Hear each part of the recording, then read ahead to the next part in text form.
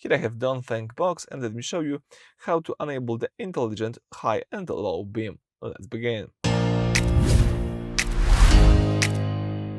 Alright, so let me start by using the home screen.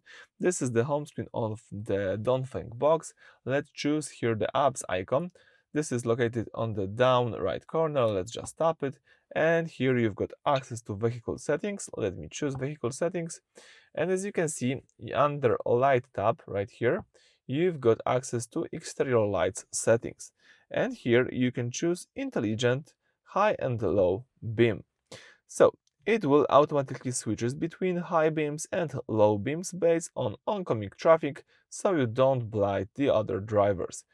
I think it's really useful feature and I highly recommend to have this activated. So in my case, let me keep this that way. Let me enable the intelligent high and low beam. Thank you for watching. Please subscribe to our channel and leave thumbs up.